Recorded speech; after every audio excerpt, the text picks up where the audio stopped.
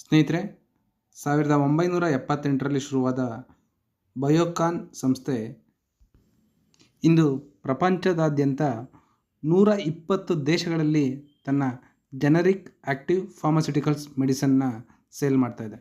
ಇನ್ನು ಈ ಸ್ಟಾಕ್ನಲ್ಲಿ ಒಂದು ಒಳ್ಳೆಯ ಆಪರ್ಚುನಿಟಿ ಕ್ರಿಯೇಟ್ ಆಗಿದ್ದು, ಇನ್ವೆಸ್ಟ್ಮೆಂಟ್ ಹಾಗೆ ಟ್ರೇಡಿಂಗ್ ಎರಡಕ್ಕೂ ಕೂಡ ಆಪರ್ಚುನಿಟಿ ಇದೆ.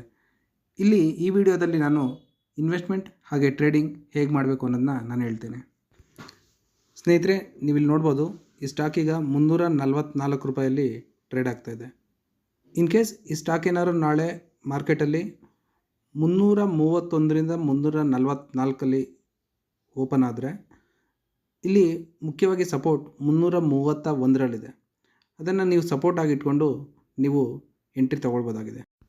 ಏನಾದರೂ ಈ ಸ್ಟಾಕ್ ಪಾಸಿಟಿವ್ ಆಗಿ ಏನಾದರೂ ಓಪನ್ ಆದರೆ ಈ ದಿನದ ಲೋ ಅಂದರೆ 344ನ ನೀವು ಸ್ಟಾಪ್ ಲಾಸ್ ಆಗಿ ಇಟ್ಕೊಂಡು ಎಂಟ್ರಿ ತಗೊಳ್ಬೋದು. ಇದು 351 ಕ್ರಾಸ್ ಆಗೋ ಸಾಧ್ಯತೆ ಇದೆ. ಯಾಕಂದರೆ ಇದು 52 ವೀಕ್ ಹೈಯಲ್ಲಿರೋದ್ರಿಂದ ಇದರ 52 ವೀಕ್ ಹೈ ಬಂದು 349 ಇದೆ. ಇದು ಬ್ರೇಕ್ ಆಗ್ತಾ ಇದ್ದಾಗೆ ವಾಲ್ಯೂಮ್ ಕೂಡ ಪಿಕ್ ಆಗುತ್ತೆ. ಒಂದು ಒಳ್ಳೆ ಮೂಮೆಂಟ್ ನೋಡ್ಬೋದು ನೀವು.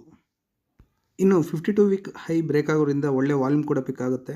ಹಾಗೆ ಇನ್ವೆಸ್ಟ್ಮೆಂಟ್ ಕೂಡ ಒಳ್ಳೆ ಆಪರ್ಚುನಿಟಿ ಇದೆ. ನೀವಿಲ್ಲಿ ನೋಡ್ಬೋದು, ಕಳೆದ ಕೆಲವು ತಿಂಗಳಲ್ಲಿ ಇದು ಹೇಗೆ ರಿಟರ್ನ್ಸ್ ನೀಡಿದೆ ಅನ್ನೋದನ್ನ. ಕಳೆದ ಒಂದು ವಾರದಲ್ಲಿ 9.99% ರಿಟರ್ನ್ ನೀಡಿದರೆ, ಒಂದು ತಿಂಗಳಲ್ಲಿ 13.9% ರಿಟರ್ನ್ ನೀಡಿದೆ. ಇನ್ನು ಕಳೆದ 3 ತಿಂಗಳಲ್ಲಿ 20.66% ರಿಟರ್ನ್ ನೀಡಿದೆ. ಒಟ್ಟಾರೆ ಕಳೆದ 6 ತಿಂಗಳಲ್ಲಿ 42.32% ರಿಟರ್ನ್ ನೀಡಿದೆ. ಇನ್ನು ಈ ಸ್ಟಾಕ್ನ ಪಾಸಿಟಿವ್ ಮತ್ತು ನೆಗೆಟಿವ್ ಪಾಯಿಂಟ್ಸ್ ಬಗ್ಗೆ ಹೇಳೋದಾದರೆ, ಈ ಸ್ಟಾಕ್ನಲ್ಲಿ ಯಾವುದೇ ಪ್ರಮೋಟರ್ ಪ್ಲೆಡ್ಜ್ ಕೂಡ ಇಲ್ಲ, ಅಂದರೆ 0 ಪ್ರಮೋಟರ್ ಪ್ಲೆಡ್ಜ್.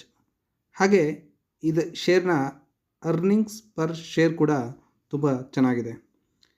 ಇನ್ನು ಈ ಸ್ಟಾಕ್ನಲ್ಲಿ ನೆಗೆಟಿವ್ ಪಾಯಿಂಟ್ ಕೂಡ ಇದೆ. ಅದೇನೆಂದರೆ, ಕಳೆದ ಕ್ವಾರ್ಟರ್ನಲ್ಲಿ ಮ್ಯೂಚುವಲ್ ಫಂಡ್ ಇನ್ಸ್ಟಿಟ್ಯೂಷನ್ಸ್ ಎಕ್ಸಿಟ್ ಆಗಿದ್ದಾರೆ.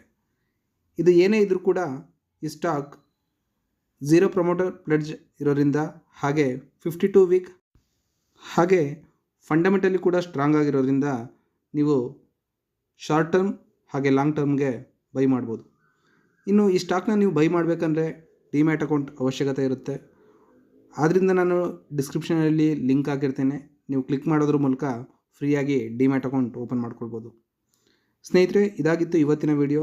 ದಯವಿಟ್ಟು ಚಾನಲ್ ಸಬ್ಸ್ಕ್ರೈಬ್ ಮಾಡ್ಕೊಳ್ಳಿ, ಹಾಗೆ ವಿಡಿಯೋನ ಬೇರೆಯವ್ರಿಗೆ ಶೇರ್ ಮಾಡಿ. ಧನ್ಯವಾದಗಳು.